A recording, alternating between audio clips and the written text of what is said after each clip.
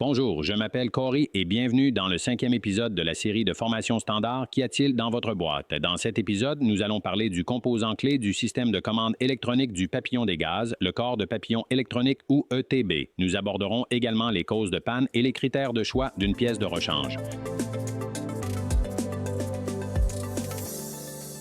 Presque tous les véhicules neufs construits ces 20 dernières années sont équipés d'un corps de papillon électronique. Avec l'abandon progressif des câbles d'accélérateur traditionnels, les constructeurs automobiles ont intégré le corps de papillon électronique au système de commande électronique du papillon. Cependant, l'appellation corps de papillon électronique est quelque peu trompeuse, car ces boîtiers ne sont pas entièrement électroniques, contrairement à ce que son nom pourrait laisser penser.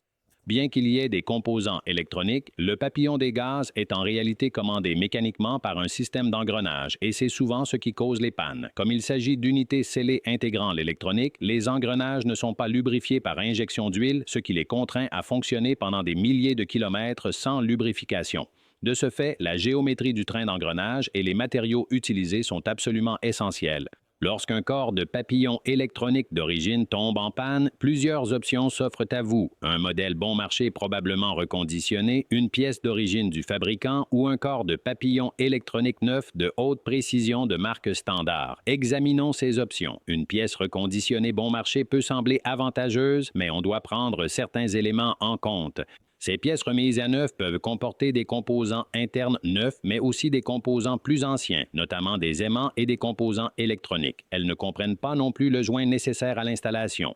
L'utilisation d'une pièce d'origine peut sembler judicieuse, mais ces composants présentent des taux de défaillance très élevés, notamment sur certains modèles courants comme les moteurs Chrysler Pentastar 2 litres et 2,4 litres. Donc, suggérer à vos clients d'utiliser la même pièce qui vient de tomber en panne n'est probablement pas la meilleure solution. Parlons donc des corps de papillon électroniques standard et plus précisément de notre ETB pour les moteurs Chrysler Pentastar 2 litres et 2,4 litres. Le corps de papillon électronique d'origine tombe souvent en panne en raison de problèmes au niveau de la transmission mécanique.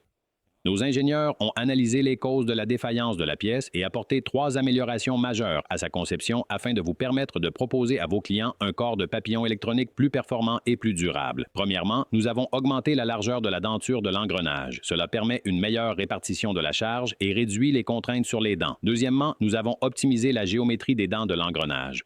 Nous les avons épaissis et raccourcis pour les rendre plus robustes. Nous avons ensuite amélioré le matériau. Les engrenages sont fabriqués dans un matériau haute résistance et résistant à la chaleur pour une durabilité accrue. Ces unités sont également produites dans notre propre usine certifiée ISO en Amérique du Nord. Enfin, notre trousse ETB inclut le joint nécessaire à un remplacement correct. Notre gamme ETB comprend plus de 200 pièces et couvre plus de 250 millions de véhicules sur route aujourd'hui. Vous ne raterez donc aucune vente. En plus d'une gamme complète de plus de 200 nouveaux corps de papillons électroniques, nous proposons également des capteurs de position du papillon, des capteurs de position de la pédale d'accélérateur et des actionneurs de collecteurs d'admission variables. Bref, tout le nécessaire pour assurer le bon fonctionnement des systèmes de commande électronique du papillon. Voici un dernier conseil.